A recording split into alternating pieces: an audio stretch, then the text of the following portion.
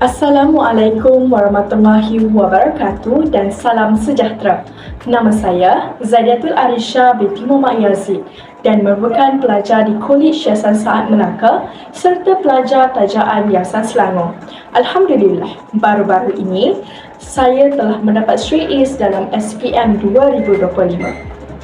Jutaan terima kasih saya ucapkan kepada Yayasan Selangor atas komitmen dan usaha Yayasan Selangor memberikan saya pendidikan yang berkualiti ketika saya berada di asrama Yayasan Selangor Kelang dan juga ketika saya berada di Kolej Yayasan Saad Melaka.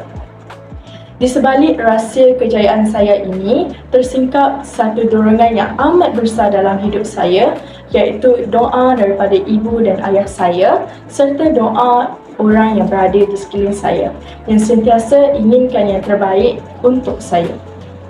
Yayasan Selangor merupakan peranan yang besar dalam kejayaan ini. Yayasan Selangor banyak membantu saya daripada saya Form 1 sehinggalah saya Form 5. Saya percaya bahawa Yayasan Selangor mampu melahirkan lebih ramai pelajar yang berkualiti daripada emosinya, sosial dan juga akademiknya.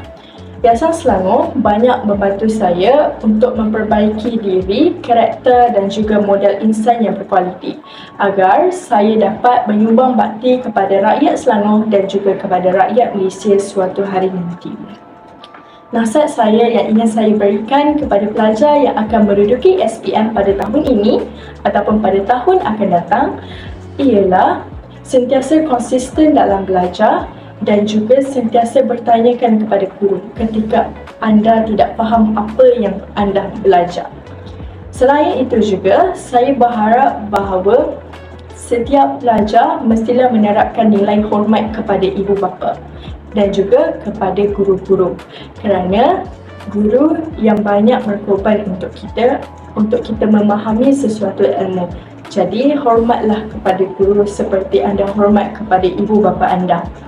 Oleh itu, saya berharap Yayasan Selangor dapat melahirkan lebih ramai pelajar yang berkualiti pada hari ini dan juga pada masa akan datang, insya-Allah.